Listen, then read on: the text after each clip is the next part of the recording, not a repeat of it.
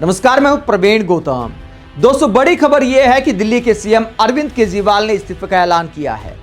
जब केजरीवाल ने कहा था कि जेल से ही सरकार चलाऊंगा, तो आखिरकार इस्तीफा क्यों दिया? इस्तीफे के पीछे की राजनीति क्या है और किसको सीएम बनाया जा सकता है, पूरा विश्लेषण इस वीडियो में करेंगे। पहले आपको अरविंद केजरीवाल का बयान सुनाते हैं। जेल से बाहर आने के बाद अरविंद केजरीवाल ने इस्तीफा देने का ऐलान करते हुए क्या कहा, जरा सुनिए। मेरे लिए आप लोग इंपॉर्टेंट हो। अगर देश की जनता, दिल्ली की जनता को लगता है केजरीवाल बेईमान है, मैं 1 मिनट के लिए सीएम की कुर्सी पे भी नहीं बैठूंगा। 1 मिनट के लिए मैं बैठने को तैयार नहीं।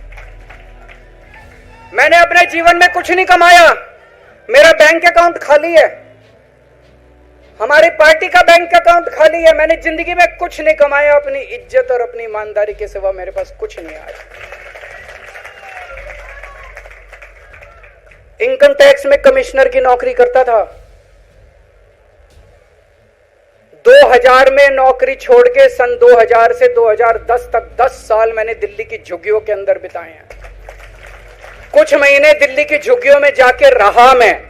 झुग्गी के अंदर, नंद नगरी, सुंदर नगरी की झुग्गियों के अंदर मैंने गली गली में खाक छानी है कि गरीब आदमी रहता कैसे, उसके घर का गुजारा कैसे चलता है।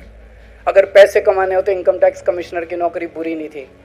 और जब मैंने नौकरी छोड़ी थी तब कोई पार्टी नहीं थी, कुछ नहीं थी। ऐसा नहीं था कि उस टाइम ये था मुख्यमंत्री बनने चला था या कोई पार्टी, कुछ नहीं था, कोई भविष्य नहीं था। केवल देश के लिए जुनून था कि देश के लिए कुछ करना है, देश के लिए कुछ करने हैं। 49 दिन की सरकार के बाद इस्तीफा दिया था, अपने असूलों के लिए इस्तीफा दिया था। किसी ने इस्तीफा मांगा नहीं था, अपने आप इस्तीफा दिया था। आज के तारीख में, आज के जमाने में कोई अपनी चपरासी की नौकरी नहीं छोड़ता। मैंने मुख्यमंत्री की कुर्सी छोड़ी थी, अपने आप छोड़ी थी। न पद का लालच है, न दौलत का लालच है, केवल देश के लिए कुछ करने का जुनून है। देश के लिए कुछ करने के लिए आए हैं।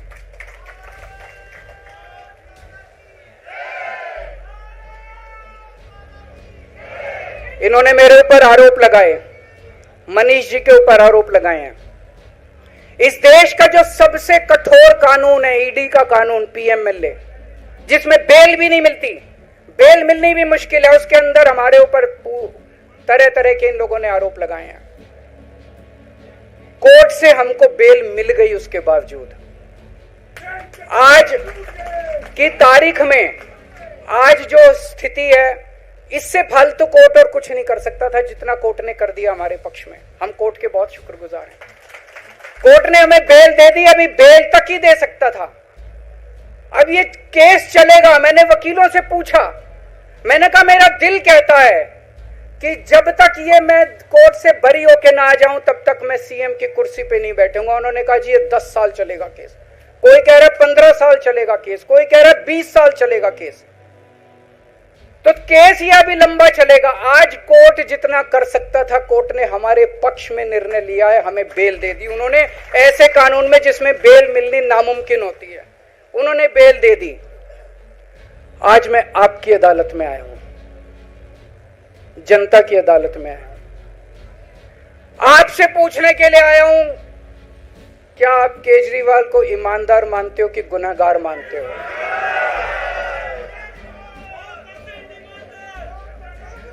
मैं दिल्ली की जनता से पूछना चाहता हूं, मैं देश की जनता से पूछना चाहता हूं कि क्या केजरीवाल ईमानदार है कि गुनहगार है? दोस्तों, 2 दिन के बाद, आज से 2 दिन के बाद मैं सीएम की कुर्सी से इस्तीफा देने जा रहा हूं।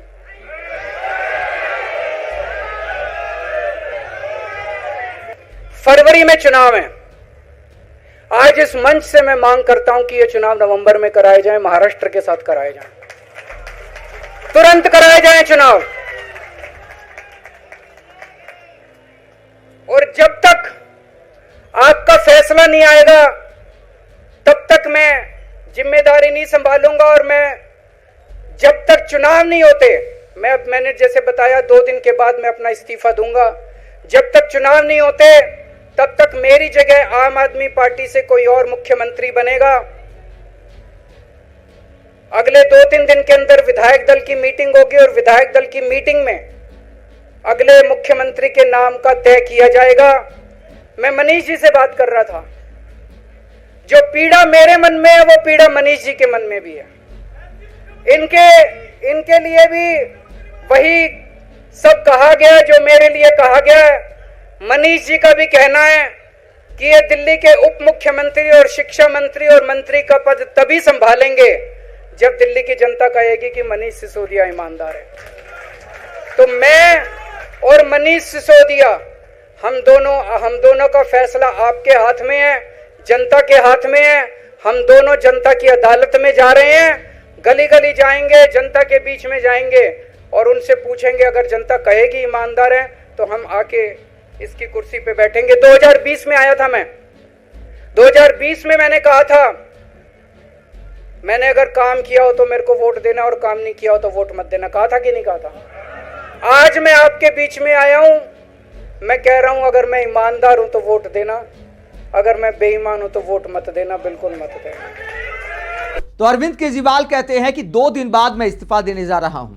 2 दिन का समय आखिरकार क्यों लिया है? कई लोग कह सकते हैं कि इस्तीफा तो 1 मिनट में दिया जा सकता है। 2 दिन माहौल बनाने के लिए है, क्योंकि दिल्ली में भी 2025 में चुनाव आने वाले हैं। केजरीवाल ने कहा कि मैं जनता के बीच जाऊंगा, तो साफ तौर पर 2 दिन आम आदमी पार्टी इसकी तैयारी करेगी कि किस तरह से इस्तीफा दिया जाए। क्या काफिले के साथ एलजी के पास जाएंगे अरविंद केजरीवाल? दिल्ली की जनता की सहानुभूति जीतने के लिए अब अरविंद केजरीवाल ने जनता के दरबार में जाने का ऐलान किया है। तो साफ तौर पर 2 दिन तैयारी के लिए है कि किस तरह इस मौके को बड़ा इवेंट बनाया जा सके। दोस्तों, केजरीवाल को इस्तीफा देना इसलिए पड़ा है क्योंकि सुप्रीम कोर्ट ने साफ कह दिया कि आप दिल्ली के सीएम की तरह काम नहीं कर सकते, फाइलें साइन नहीं कर सकते। तो फिर अरविंद केजरीवाल के पास अब कोई ऑप्शन नहीं था। जब आप सीएम वाला काम नहीं कर सकते तो एक गलत संदेश जा रहा था कि अरविंद केजरीवाल से कुर्सी का मोह छूट नहीं पा रहा, पार्टी के अंदर सीएम बदलने का साहस नहीं है। तो इसीलिए अरविंद केजरीवाल को अब यह फैसला लेना पड़ा है। दोस्तों, इसके अलावा अगला सवाल यह है कि आखिरकार अरविंद केजरीवाल अब किसको सीएम की कुर्सी पर बिठाएंगे? कई दावेदार हो सकते हैं। आतिशी को जिस तरह लगातार प्रमोट किया गया है, आतिशी भी सीएम बन सकती हैं। सौरभ भारद्वाज भी एक बड़े चेहरे हैं, आम आदमी पार्टी के युवा हैं।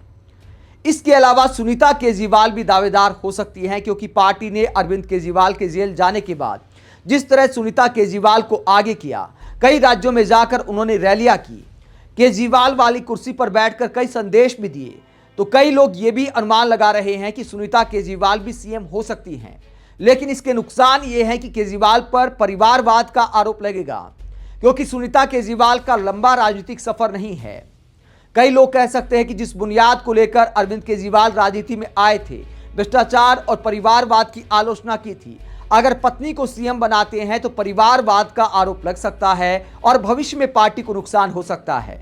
लेकिन अगर किसी और को सीएम बनाया जाता है तो फिर चंपई सोरेन वाला हाल भी हो सकता है कि भविष्य में अगर चुनाव के बाद हटाना पड़ा, किसी भी वजह से सीएम बदलना पड़ा, तो फिर पार्टी में बगावत हो सकती है। इस बात के भी आसार हो सकते हैं। आप इस पूरे मसले पर क्या सोचते हैं? क्या 2025 के चुनाव में केजरीवाल का इस्तीफा एक बड़ी सहानुभूति आम आदमी पार्टी के लिए खड़ी कर सकता है? और किसको दिल्ली का नया मुख्यमंत्री होना चाहिए? कमेंट बॉक्स में अपनी राय जरूर दें। अगर आप हमारी पत्रकारिता को पसंद करते हैं तो थैंक्स के ऑप्शन का भी इस्तेमाल कर सकते हैं। इसके अलावा वीडियो को लाइक करें, चैनल को सब्सक्राइब करें। नमस्कार।